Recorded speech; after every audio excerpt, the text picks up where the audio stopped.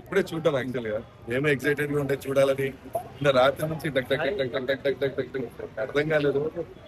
So finally I'm very happy. అంటే 1 year నుంచి కష్టపడుతున్నాం కదా.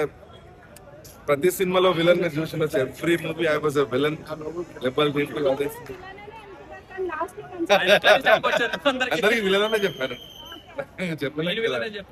అంటే ఓవరాల్ గా ఛాంపియన్ మూవీ 2025 కి ఒక ఛాంపియన్ మూవీ ఇచ్చింది, 2026 స్టార్ట్ కూడా ఒక ఛాంపియన్ స్టార్ట్ ఇచ్చింది. సో మూవీ చాలా చాలా చాలా బాగుంది. అందరూ చూడండి, అందరూ రండి.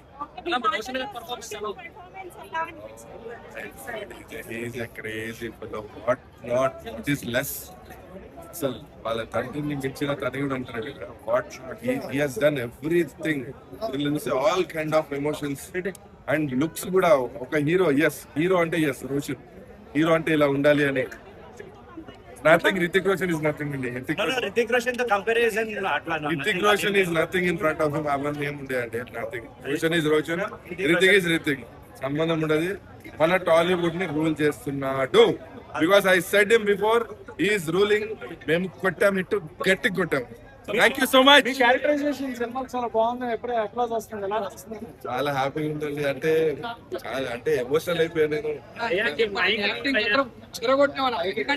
సినిమా చూసిన అన్న యాక్టింగ్, ఇలా ఫుల్ లెంత్ ఉంటుంది అన్న యాక్టింగ్. నిజంగా చెప్తున్నా చాలా బాగా ఇష్టం అన్న. అంటే ఇప్పుడు చూడండి పర్ఫార్మెన్స్ మీ ఈ సినిమాలో ఒక డిఫరెంట్ యాంగిల్ కానీ ఒక విలన్ యాక్టింగ్ అంటే ఎలా చేయాలో చేసి చూపించు.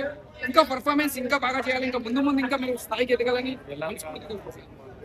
Thank you. అంటే ఎవ్రీ మీరు అన్నట్టు విలన్ గా చేస్తుండే ఈ దీంట్లో నేను అంటే అన్ని కైండ్ ఆఫ్ ఎమోషన్స్ యూజ్ చేశాను. I love it. లిటరల్ గా నేనైతే ఎమోషనల్ అవుతూనే ఉన్నా. నా లైఫ్ లో ఫస్ట్ టైం ఎక్కడ అంత ఎమోషన్ అవ్వలేదు. ఏడుస్తూనే ఉన్న, టిష్యూస్ అన్ని నడిచిపోయాయి. And thank you so much audience. Thank you so much. Love you.